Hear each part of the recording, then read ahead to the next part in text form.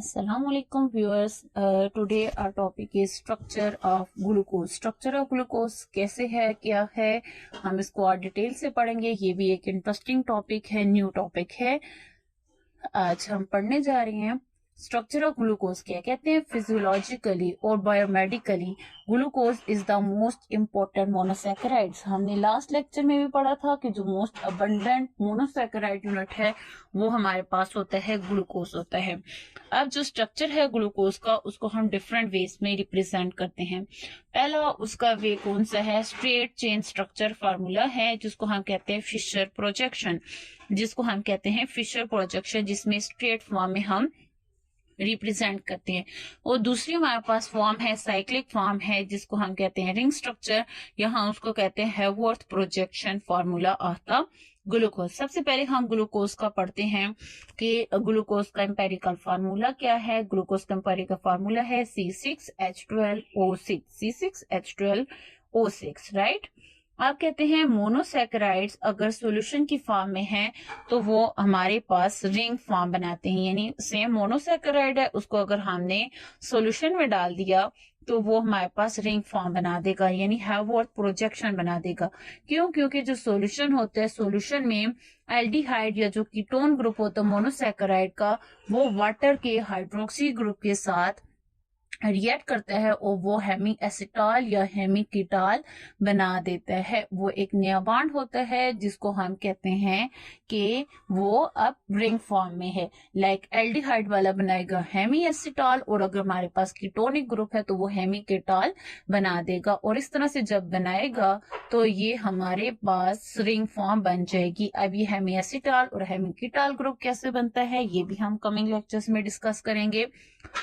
कहते हैं कि जो एल्डिहाइड ग्रुप है ग्लूकोज का at carbon number 1 reacts with the alcohol group of carbon 4 और carbon 5 to form either 6 member ring, हम उसको कहते हैं ग्लूकोपाइरानोज, या 5 मेंबर रिंग होगी तो हम उसको कहेंगे ग्लूकोफ्यूरानोज।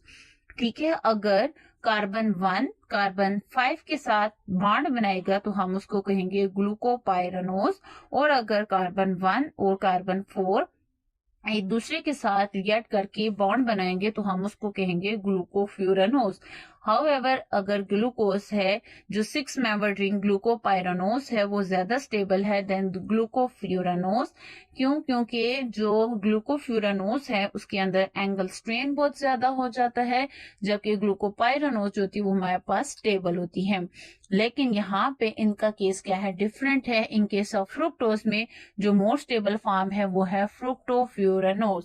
अगर आप जानते हैं कि फ्रुक्टोफ्यूरानोज क्यों स्टेबल है तो आप कमेंट करें, otherwise I will give its answer in the comment section कि क्यों फ्रुक्टोफ्यूरानोज ज्यादा स्टेबल है। हालांकि फ्रुक्टोफ्यूरानोज में एंगल स्ट्रेन है, इसको स्टेबल नहीं होना चाहिए, ग्लूकोपाइरानोज को होना चाहिए, लेकिन यहाँ पे केस डिफरेंट है। So why? Ask in the comment. तो यहाँ पे किया जाता है, हम यहाँ पे पहले बनाएंगे फिशर प्रोजेक्शन और फिर हम बनाएंगे हैवर्थ प्रोजेक्शन। अब जो हमारे पास है डी ग्लूकोज, हम पढ़ेंगे डी इसके साथ क्यों लिखा जाता है, वो हम आइसोमेरिज्म जो कि हमारा कमिंग लेक्चर है हम उसके अंदर इसको डिस्कस करेंगे। पहले हम पढ़े हैं फिशर प्रोजेक्शन फार्मूला जिसमें है डी ग्लूकोज। अब इंपेरिकल फार्मूलास का क्या है? C6H12O6, यानी इसके अंदर कार्बन के एटम्स कितने हैं? 6 हैं। पहले हम नंबर वाइज कार्बन के 6 एटम ड्रॉ करेंगे, फिर है H12 यानी हाइड्रोजन के नंबर्स हैं वो हैं 12, और ऑक्सीजन के नंबर्स कितने हैं? 6 हैं। तो हम इनको मैनेज करते हैं, बनाते हैं। डी ग्लूकोज में बनाना चाह रही हूँ तो यहाँ पे मैं एल्डिहाइड का फंक्शनल ग्रुप यूज करूंगी।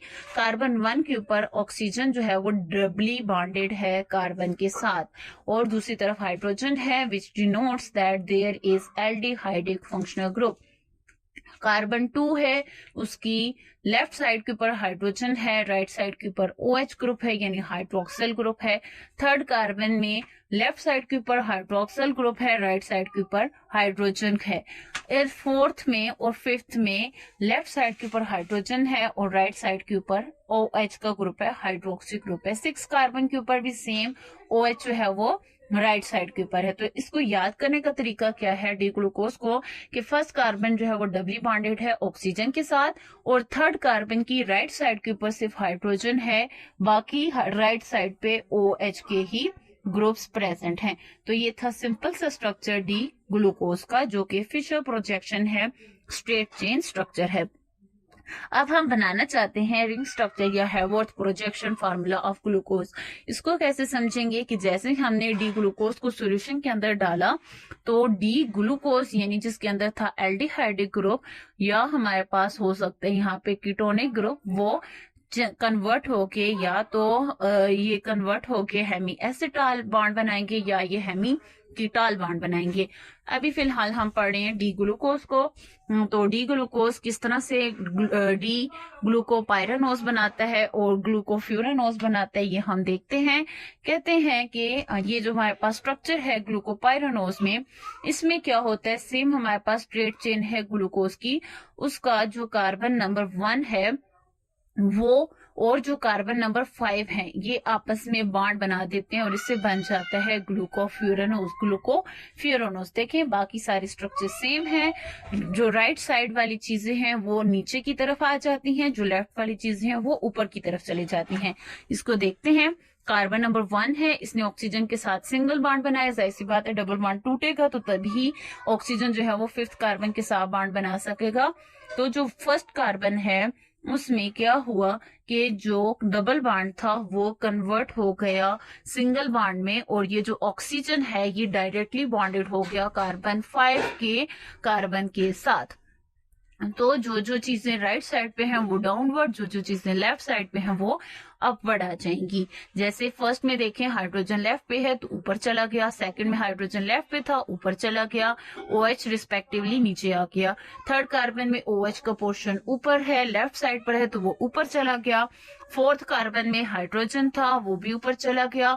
5th कार्बन का थोड़ी सी केमिस्ट्री डिफरेंट है कि इसमें जो हाइड्रोजन है क्योंकि वो ट्विस्ट हुई हुई है तो हाइड्रोजन डाउनवर्ड आ गया, और जो 6 कार्बन है वो अपवर्ड चला गया। ठीक है, यानी 5 और 6 कार्बन जो है वो एक दूसरे के साथ बॉन्ड बना रही है ना, तो 5 वाला कार्बन जो है उसका हाइड्रोजन डाउनवर्ड आ गया और जो 6 कार्बन है वो ऊपर चला गया। तो ये था ग्लूकोपाइरानोज, जिसमें ग्लूकोज का कार्बन 1 और कार्बन नंबर 5 आपस में बॉन्ड बनाते हैं।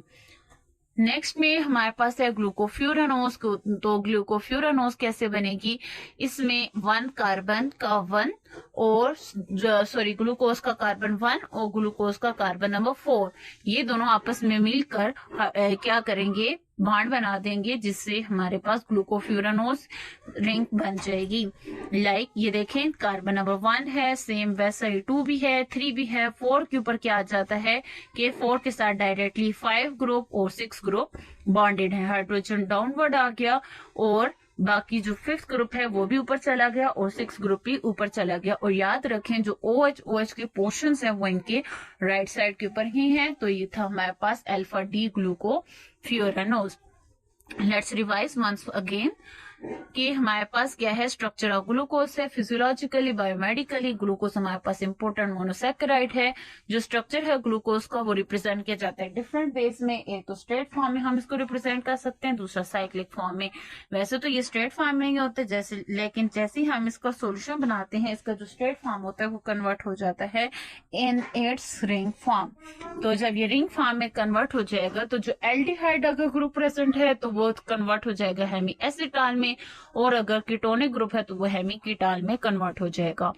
अब अगर हमारे पास एल्डिहाइड ग्रुप है ग्लूकोज का और उसका कार्बन 1 कार्बन 5 के साथ बॉन्ड बनाएगा तो ग्लूकोपाइरानोज बन जाएगी, और अगर वो कार्बन 5 की बजाय वो कार्बन 4 के साथ बॉन्ड बना देगा तो वो होगा glucofuranose. However in case of glucose में जो ग्लूकोपाइरानोज है ये ज्यादा स्टेबल है देन द ग्लूकोफ्यूरानोज रिंग। ठीक है, इन केस ऑफ ग्लूकोज की फॉर्म में जो 6 मेंबर्ड ग्लूकोपाइरानोज है वो ज्यादा स्टेबल है देन द ग्लूकोफ्यूरानोज। लेकिन अगर हमारे पास यहाँ पे फंक्शनल ग्रुप की टोन है लाइक फ्रुक्टोज है तो जो मोर स्टेबल फॉर्म है वो होगी fructofuranose. So these were the some important points of structure of glucose which you have to be remembered. If there is any queries, you can ask the question once again in the comment. If you knows the answer of why fructofuranose is stable in case of fructose, you can comment in your in comment section. And if you don't know, please comment. I will teach you about this why fructofuranose is stable in case of the fructose. Thanks.